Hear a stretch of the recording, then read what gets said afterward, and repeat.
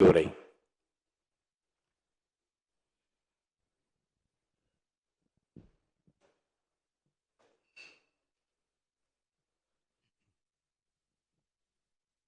மாண்புமிகு பேரவைத் தலைவர் அவர்களே, திரு சி. ஜோசப் விஜய் அவர்களை முதலமைச்சராக கொண்ட அமைச்சரவை மீது இப்பேரவை தனது நம்பிக்கையை தெரிவிக்கிறது என நான் மொழிந்துள்ள அரசினர் தீர்மானத்தின் மீது அனைத்து கட்சிகளை சார்ந்த மாண்புமிகு உறுப்பினர்கள் தங்களது கருத்துக்களை தெரிவித்து தீர்மானத்தை ஆதரித்தும் எதிர்த்தும் உரையாற்றியுள்ளனர்.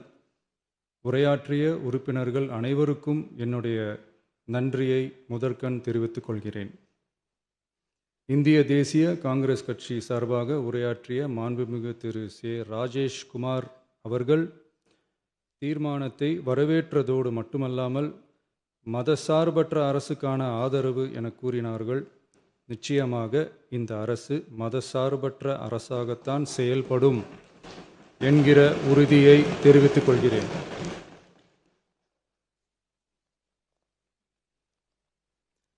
அடுத்து உரையாற்றிய இந்திய கம்யூனிஸ்ட் கட்சி மார்க்சிஸ்ட் கட்சி சார்பாக உரையாற்றிய திரு ஆர். செல்லசுவாமி அவர்கள் இந்த தீர்மானத்தை வரவேற்று முழுமையான ஆதரவு தெரிவித்துள்ளார்கள். விடுதலை சிறுத்தைகள் கட்சி சார்பாக உரையாற்றிய மாண்புமிகு உறுப்பினர் திரு வன்னி அரசு அவர்கள் உரையாற்றுகையில் நம்பிக்கை வாக்கெடுப்பில் வெற்றி பெற்று இந்த அரசு 5 ஆண்டுகள் தொடரும் என நம்பிக்கை தெரிவித்தமைக்கு என்னுடைய நன்றியை தெரிவித்துக் கொள்கிறேன். ஆதரிப்பவர்களுக்கு மட்டுமான அரசல்ல, எதிர்ப்பவர்களுக்கான அரசும் இது என சுட்டிக்காட்டியமைக்கு எனது நன்றியை தெரிவித்துக் கொள்கிறேன். முந்தைய அரசுகளால் கொண்டு வரப்பட்ட முக்கிய மக்கள் நலத்திட்டங்கள் தொடரும் என்ற உறுதியை தெரிவித்துக் கொள்கிறேன்.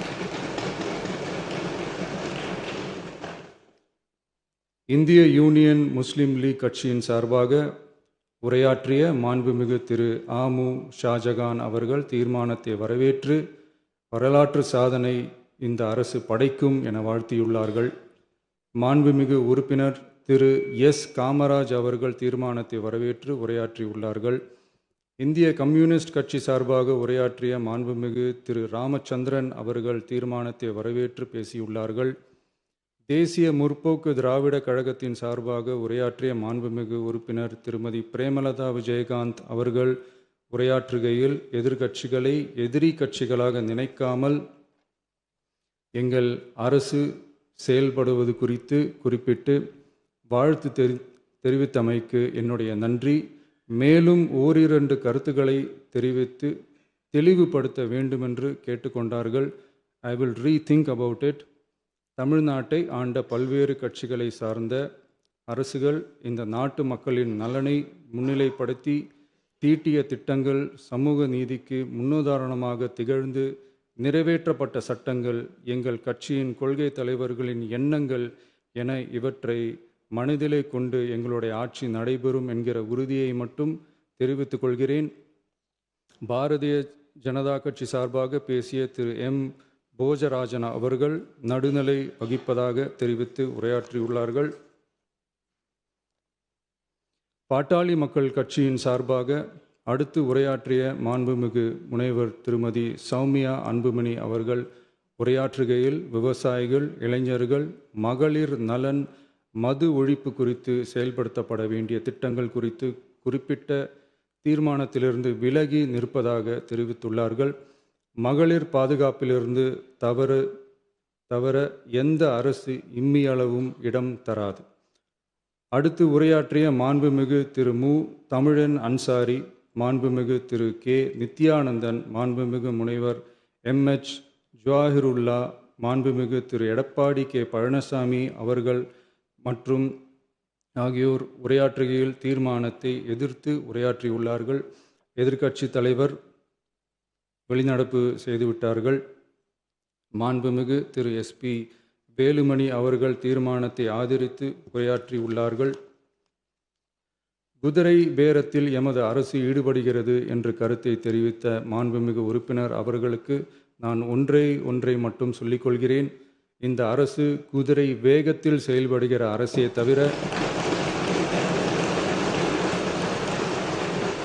குதிரை பேரத்தில் ஈடுபடுகிற அரசு இல்லை என்பதை ஆணித்தரமாக தெரிவித்துக் கொள்கிறேன். நம் தமிழ்நாட்டின் முன்னேற்றத்திற்கு உழைத்த தலைவர்கள் வழிகாட்டிய கொள்கைகளிலிருந்து இம்மி அளவு விலகாமல் நிச்சயமாக இந்த ஆட்சி நடைபெறும். எனவே நான் மொழிந்துள்ள இத்தீர்மானத்தை மாண்புமிகு உறுப்பினர்கள் அனைவரும் ஏகமனதாக நிறைவேற்றித் தர வேண்டும் என்று கேட்டுக்கொண்டு அமர்கிறேன்.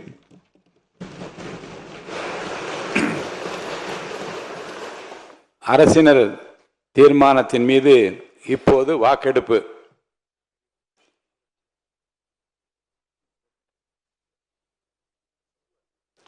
தமிழ்நாடு சட்டமன்ற பேரவை விதி 99 கீழ் ஒரு தீர்மானத்தை நிறைவேற்ற வாக்கெடுப்பிற்கான 2 நடைமுறைகளில் ஏதேனும் ஒரு முறையில் வாக்கெடுப்பு, அதாவது குரல் வாக்கெடுப்பு அல்லது எண்ணி கணிக்கும் வாக்கெடுப்பு முறையில் வாக்கெடுப்பு நடத்தப்பட வேண்டும் என விதிகளில் உள்ளது. விதி 99 உள்விதி 1 கீழ் இத்தீர்மானத்தை நிறைவேற்ற குரல் வாக்கெடுத்து நடத்தப்படலாம்.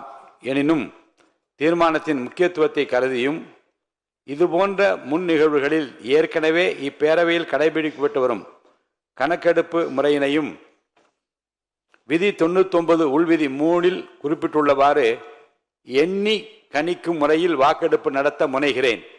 பேரவை விதி 99 உள்விதி 3 குறிப்பிட்டுள்ளவாறு தற்போது அவை முன் உள்ள தீர்மானம் எண்ணி கணிக்கும் முறைப்படி வாக்கெடுப்பிற்கு விடப்படுகிறது. பேரவை முதன்மை செயலாளர் அவர்கள் அழைப்பு மணியை, அதாவது கோரம் பெல் 3 முறை ஒலிக்க செய்வார்கள். அழைப்பு மணியை அழுத்துமாறு முதன்மை செயலாளர் அவர்களை கேட்டுக்கொள்கிறேன்.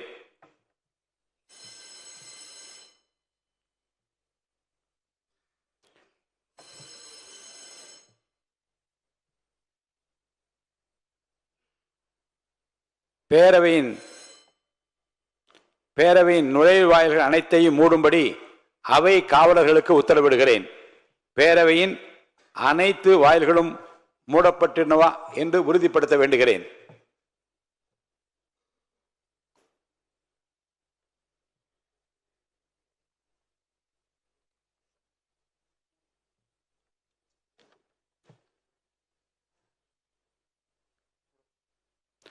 வாக்கெடுப்பு நடக்கும் நேரத்தில் மாண்புமிகு உறுப்பினர்கள் அனைவரும் அவரவருக்கென ஒதுக்கப்பட்ட இருக்கையிலே அமர்ந்திருத்தல் வேண்டும். மாண்புமிகு உறுப்பினர்கள் தங்கள் இருக்கையிலிருந்து வெளியே செல்லவோ இன்னொரு இருக்கைக்கு செல்லவோ கூடாது. வாக்கெடுப்பு முடியும் வரை அவரவர் இருக்கையிலே இருக்க வேண்டும். நம்முடைய பேரவை 6 பகுதிகளாக பிரிக்கப்பட்டிருப்பதை மாண்புமிகு உறுப்பினர் அனைவரும் அறிவீர்கள். ஒவ்வொரு பிரிவாக நான் வாக்கெடுப்பு நடத்த உள்ளேன். பேரவை விதி 99 உள்விதி 5 கீழ் தீர்மானத்தை ஆதரிப்போர் ஆம் எனும் மாண்புமிகு உறுப்பினர்களையும், தீர்மானத்தை எதிர்ப்போர்